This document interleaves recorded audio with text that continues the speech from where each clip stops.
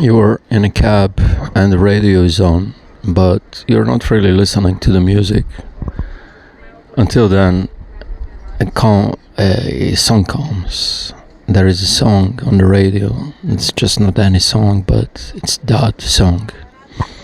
The one that is tied to a very specific memory with a very specific person. And that is happening in a cab that would never normally play something like that. And some part of you knows it's not random, like this road's been driven before, not the actual street, the other kind. Or maybe it's smaller than that. It's a number on a receipt that lines up with a date that means something to you. A word you read, then hear, and then see on a sign 3 times before lunch. A stranger who says the exact sentence you needed, and something about their voice sounds almost like your own. We call these synchronicities, little winks from the universe, that kind of thing. But what if they're not winks? What if they're markers left by you, for you, somewhere back in your own timeline, so that when you passed them again, you would remember you picked this road, you built this level. You are not lost.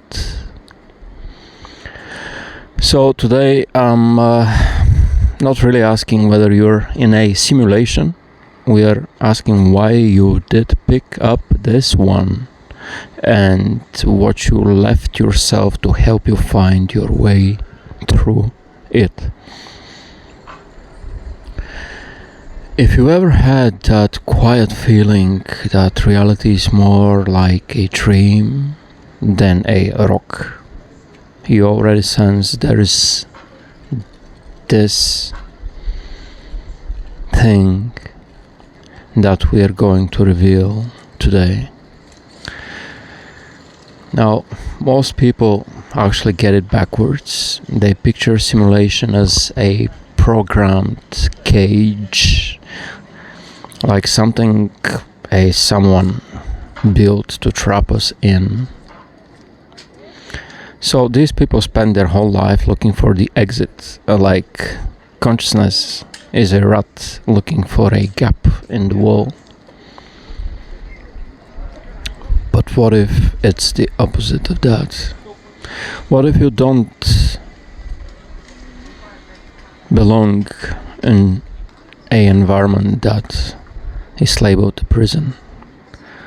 What if you belong here because you came here on purpose? It's like a house you built yourself, room by room, so you could walk back through it slower this time, more awake and actually noticing what you missed the first time around. Think about it like this: there is a version of you in the future that already lived through the whole thing, the big relationship, the big loss, the decision that changed everything, and then it was over. That version of you, a bit wiser then, a bit more settled, looked back at the road and thought, I want to run through that again, but this time I want to actually pay attention and do it right, and this time I don't want to fuck it up. So you wrote yourself a script, or you created for yourself a stitched together bundle of a memory that resembles reality, so that when you run through it and live it like a level in a game, you would recognize it. So you plant markers, numbers, songs, the people you would run to, that deja vu feeling, the little leftovers from the first run, time to show up right when you would need them. But it's not to scare yourself, it's to wake you up while you're still inside it and pay attention. Let's get into these 3 ways I've mapped, and let's dive into them deeper. And these ways are the ways you cut through the noise and the illusion of the ordinary day, and you hand back yourself the map that you drew a long time ago and buried as a treasure map for you to go through, and this time find the treasure. Now I think of these three ways as the checkpoints, the course correctors, and the echoes.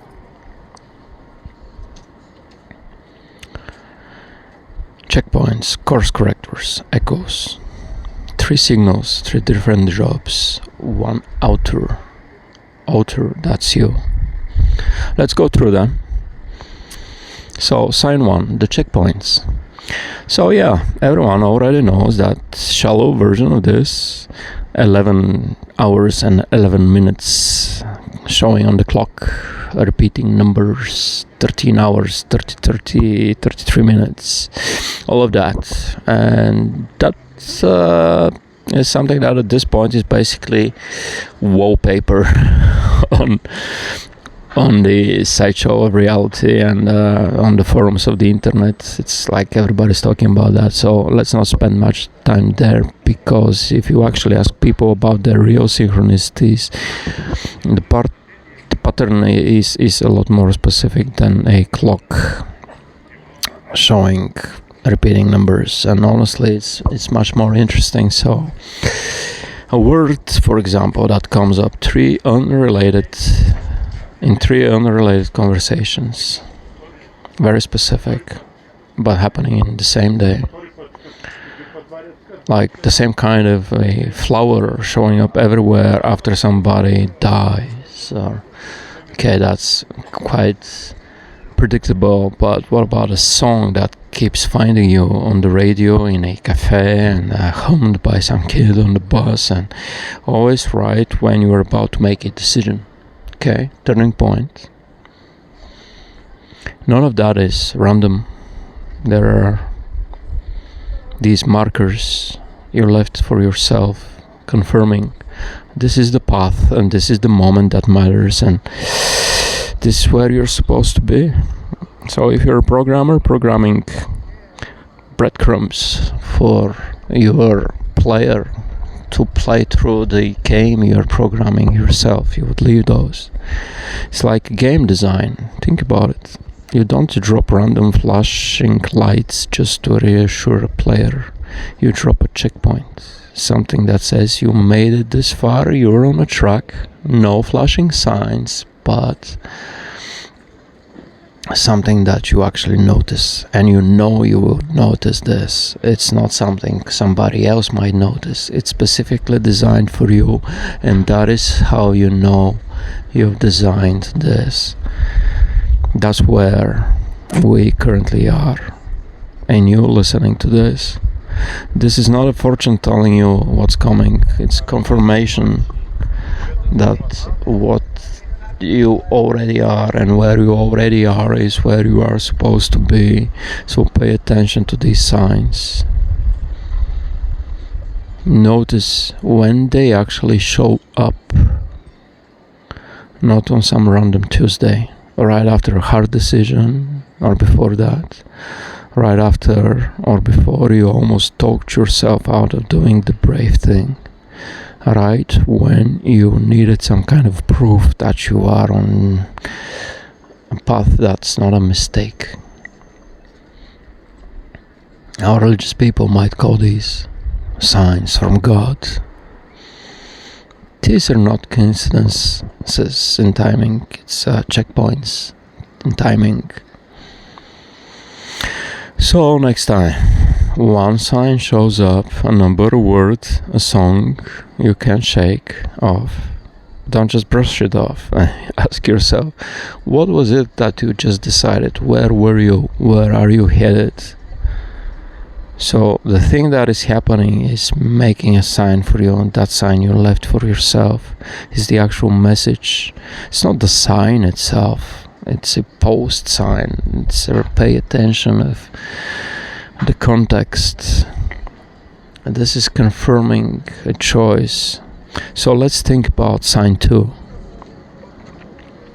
Sign 2 is the Course Correctors. It's this one is gentler than it sounds, just nudges the wheel as little as you need, so you stay on the road you already picked.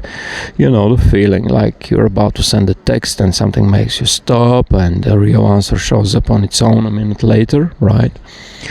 Or you take a different way home for no reason and walk right past the one book you needed. God damn it. Maybe you've been looking for that film for a camera you couldn't find anywhere else, and you changed your road home and you find it on a window on a shop where you didn't expect it to find it. Okay, you buy that one.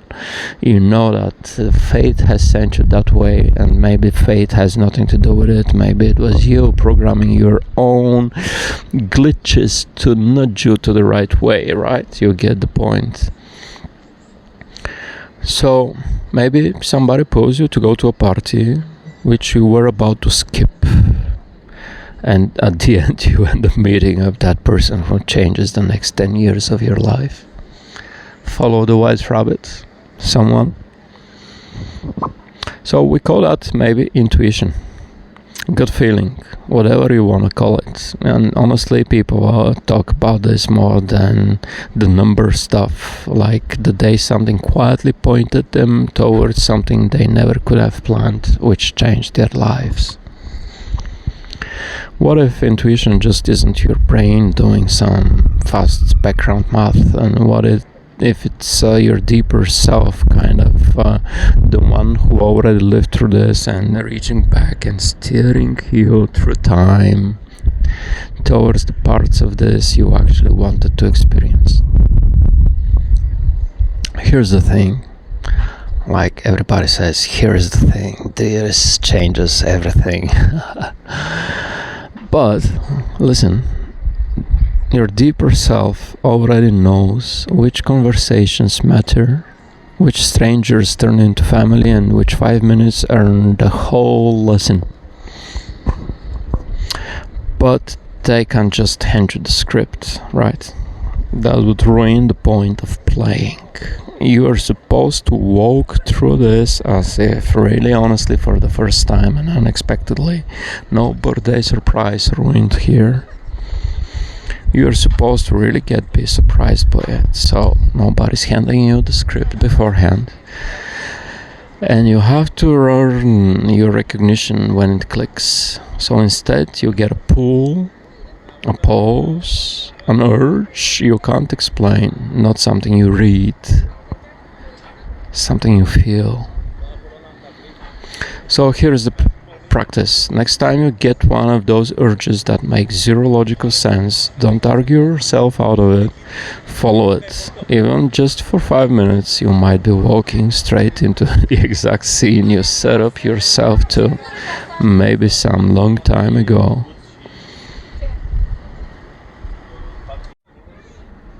Okay, let's do sign 3. It's the echoes.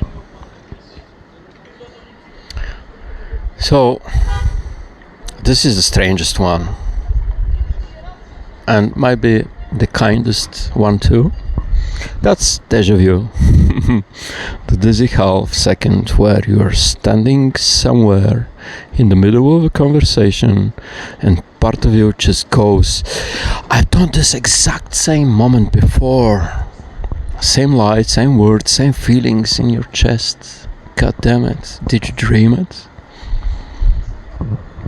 Science says it's a memory glitch. Two parts of the brain firing slightly out of sync, blah blah blah. Maybe, but think about it in a different way for a second. Fuck science. What if deja vu isn't a glitch happening right now, but it's an actual memory from a run you already did? Something you remember. It's surfacing because this is the exact moment where last time you made a fucking choice that didn't end up the way you wanted to be. Maybe you didn't have the prize at the end. This is a checkpoint. Fuck all. You have to pause there and think about it and try to remember what is it that you remember this deja vu leading to, and do a different choice. Maybe you had a deja vu just before eating some cake. Don't eat the fucking cake.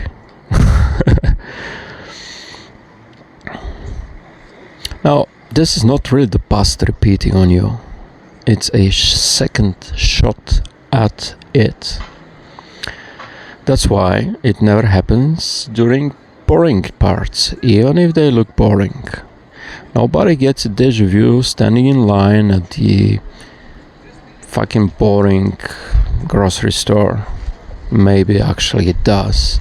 I got a deja vu once just waiting for the train on a metro station in Prague, and it felt like I dreamt that exact moment. I had it in a dream. And that deja vu maybe told me that this very moment was a dream I'm about to wake up from, and years later I understood that my life in Prague was a dream in preparation for waking me up. So just by deja vuing, thinking this is a dream, you can get a message that is not related to a choice, but usually it would be. Those moments really go deeper.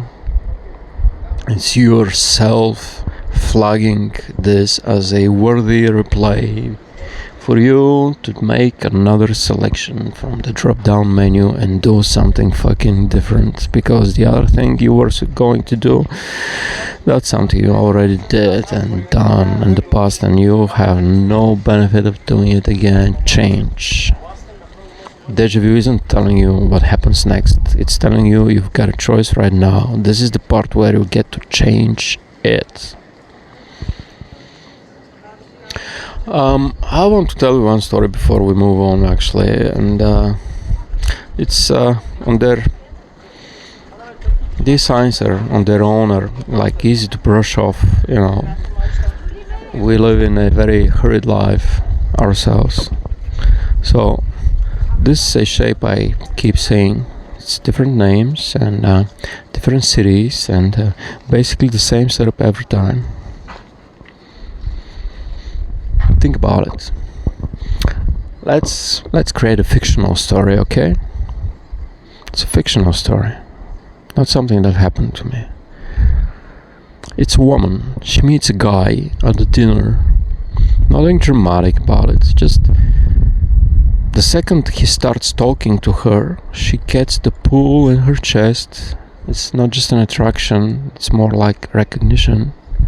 Like she's sitting back down at the table, she already knows that point of view. She actually asks him, half joking, "Have we met before?" And he says no, but he felt it too. And I lied. Okay, that has happened to me. That's an echo. It's the old run saying hello.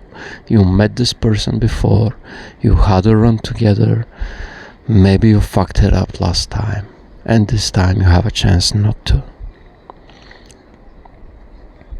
So this is where it stacks. Alright? It's the stacking phase. Over the next few months, one song, something she'd never really cared about before, starts showing up everywhere. On the radio, the exact day he finally goes back after going quiet for a week, and playing in a coffee shop during the conversation that decides whether this actually goes anywhere. Or some stranger humming it on the train in the morning, she finally tells her sister about him. Fictional story, guys. So this is not once, not twice, it's enough times she starts smiling when she hears the song, because she knows it means something about to happen. One echo, a string of checkpoints after it. Different signals, same source, confirming over and over again that this particular thread of reality, of a simulation, of an illusion, a reliving, mattered.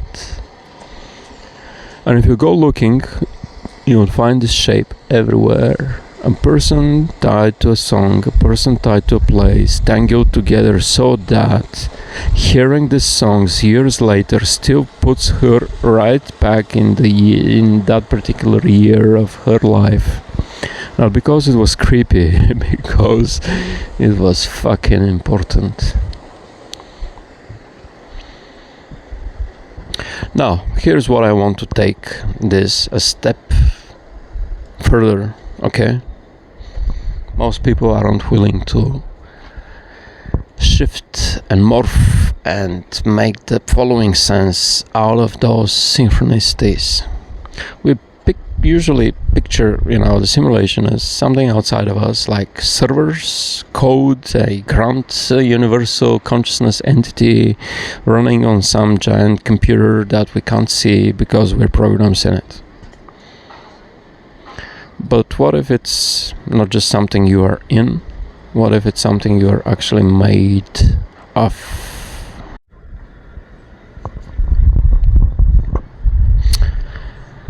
Your DNA is literally source code, about 3 billion lines of it, sitting in every cell in your body, and most of that DNA is just sitting there, unread by RNA. And there is an actual field of biology called epigenetics that studies how your environment and your experiences physically switch genes on and off, not rewriting the code, just deciding which part gets read.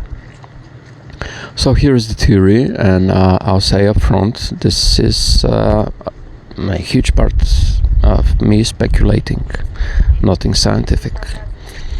What if these checkpoints we discussed, the course corrections, the echoes, what if they aren't just messages aimed at your mind?